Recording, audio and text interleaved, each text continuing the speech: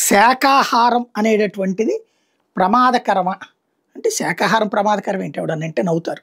Title ఎందుకు పెట్టానంటే, ఒకప్పుడు non veg తినేవాళ్ళు కొంతమంది ఉండేవాళ్ళు. మా స్కూళ్ళల్లో గాని, మా కాలేజీల్లో గాని.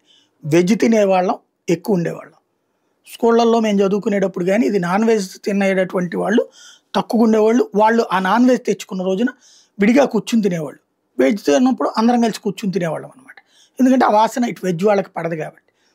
తర్వాత ఇవాళ చూస్తే మందు, ఈ నాన్ వెజ్ ఈ 2 మా జర్నలిజం ఫీల్డ్‌లోనైనా సరే, ఇదివరకటి రోజుల్లో అవి తినేవాళ్ళు తక్కువ, ఇవి తినేవాళ్ళు ఎక్కువ.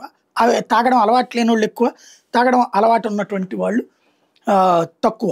వాళ్ళు సెపరేట్‌గా ఉండేవాళ్ళు ఎట్టుండేది. ఇప్పుడు సీన్ మారిపోయింది. తాగడం చేతకాని వాళ్ళు నాలాంటి వాళ్ళం తక్కువైపోయాం. ఫ్రెండ్‌షిప్ కష్టమైపోతుంది. నాన్ వెజ్‌కి కష్టమైపోతుందనమాట. అంటే నాన్ వెజ్ తినడం అలవాటు లేదు కాబట్టి ఉట్టి శాకాహారం దొరకాలంటే కష్టమైపోతుంది. ఇది ఎందుకు చెప్పాల్సొస్తుందంటే, ఫ్లైట్‌లో ఏదైతే బాగా అద్భుతమైనటువంటి ఎయిర్‌వేస్‌గా పేరున్నటువంటి ఫ్లైటు, ఈ అరబ్ దేశాలకు సంబంధించిన ఖతార్ ఎయిర్‌వేస్‌లో నాన్ వెజ్ అయితే డిషెస్ బానే ఉన్నాయట. కానీ వెజిటేరియన్ అడిగితే, ఒక హిందూ డాక్టర్ గారు వెజిటేరియన్ ఫుడ్ అడిగితే ఖతార్ ఎయిర్‌వేస్ వాళ్ళు 15:30 గంటల పాటు ఆహారం ఇవ్వలేదు. పైగా అది లేదని చెప్తా, నాన్ వెజ్ ఇదిగో ఇందులో కొంచెం నాన్ వెజ్జే ఉంటది, కొంచెమే ఉంటది, ఇది తినండి, అది తినండి అన్నారు. ఆయన తినలేదు.